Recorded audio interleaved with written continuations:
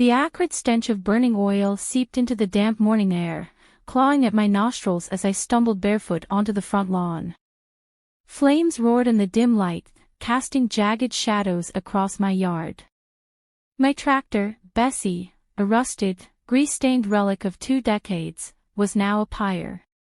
The sight of her twisted metal skeleton, engulfed in fire, ignited a rage in me hotter than the inferno itself. Across the street, a cluster of smug faces whispered among themselves. Cynthia Fairweather, the self-anointed queen of Oak Estates, stood at their helm, her designer blazer crisp, her smile a venomous blend of fake sympathy and triumph. "This is what happens, Mr. Calloway," she drawled, "when you defy community guidelines." But Cynthia had no idea who she'd crossed. Chapter 1, The Spark. I moved to Oak Estates long before it was Oak Estates. Back then, it was a quiet patchwork of farmland on the outskirts of the city, where neighbors traded tools and shared harvests. Bessie, my 1972 John Deere, was my partner in taming the land. She hauled firewood, plowed snow, and even towed my kid's lemonade stand when the axle broke. But as the years passed, the field sprouted McMansions. Farmers became violators of aesthetic harmony. The Homeowners Association, HOA, arrived like a swarm of locusts, armed with clipboards and condescension. Cynthia Fairweather, a transplant from some gated community, seized power. She declared war on eyesores, mandating uniform mailboxes, manicured lawns, and approved paint swatches. My overgrown grass. A fire hazard. My mailbox, a hand-painted gift from my granddaughter. Non-compliant. But Bessie was her true obsession. "That thing," she spat during one of her driveway lectures, "is a blight on property values." Her letters piled up, thinly veiled threats wrapped in bureaucratic jargon. I ignored them. Then came Greg Whitmore, her muscle-bound enforcer, lurking at my fence like a vulture. "Sir," he'd say, his voice dripping with faux authority, "the HOA requires immediate rectification." I'd toss him a beer and laugh. They'd have to pry Bessie from my cold, dead hands. Until they did. Chapter 2, The Blaze. That morning, the fire was no accident. Security footage later revealed Greg crouching near Bessie's fuel tank, flicking a Zippo. The HOA had escalated from nuisance to arson. As Bessie's remains smoldered, Cynthia smirked. "A community decision," she said. But she'd forgotten one crucial detail: I wasn't just a stubborn old man. I was a retired fire marshal with 30 years of expertise in sniffing out liars and their fire codes. Inside my dusty storage chest lay my old uniform, badge, and a binder of municipal regulations. Aesthetic harmony, be damned. Oak Estates was a tinderbox. Propane tanks huddled against garages. Dry hedges choked hydrants. Wooden fences stretched like kindling between houses. The HOA had spent years prioritizing curb appeal over common sense. Now, they'd pay. Chapter 3, The Investigation.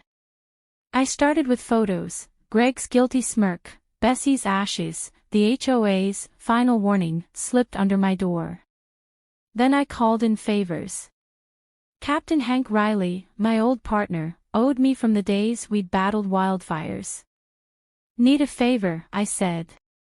"Bring your inspection team to Oak Estates. We've got a code violation problem." Riley arrived with sirens blaring. Fire trucks lined the streets as inspectors swarmed the neighborhood, slapping red hazard stickers on million-dollar homes. Cynthia sputtered, Greg sweated, and homeowners gaped as their perfect community unraveled. Unapproved propane storage, an inspector barked at a terrified couple. Hydrant obstruction.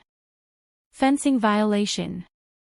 But the real bombshell was Greg's confession. Confronted with footage of him lighting the match, he crumbled. "Cynthia said it'd teach you a lesson," he babbled. She told me to make it look like an accident. Chapter 4, The Reckoning. The HOA's emergency meeting was a circus. Board members squabbled, Cynthia hissed orders, and I leaned against the doorframe, savoring the chaos. Resign, I said, tossing Greg's confession on the table. Dismantle the HOA, or I'll let the fire department and police handle this. Cynthia sneered. You think you're clever. This is our neighborhood. Yours. I gestured to the window. Outside, inspectors swarmed like ants. Looks like the state disagrees. One by one, the board folded. But Cynthia refused to yield. You'll regret this, she hissed. She was right. Chapter 5, Inferno. That night, the HOA office burned. Greg, cornered and desperate, had torched it to destroy evidence. But the blaze backfired. Police arrested him mid-flee, and Cynthia soon followed, charged with conspiracy and fraud. The news spread like wildfire, pun intended. Reporters camped outside, neighbors swapped stories of HOA tyranny, and Oak Estates erupted in a rebellion of paint cans and protest signs. I rebuilt Bessie 2.0, with a fresh coat of red and a louder engine. Captain Riley, now a friend, offered me a consulting gig. Teach these yuppies fire safety, he laughed. But my real victory was quieter. Neighbors waved again. Kids played in yards unmonitored. The subdivision, once a prison of rules, became a community. Cynthia's last glare said it all, she'd lost. Oak Estates was free. Epilogue, Embers of Freedom. They say revenge is a dish best served cold. But I prefer it served with a side of justice. As for Bessie, she's still running, stronger than ever.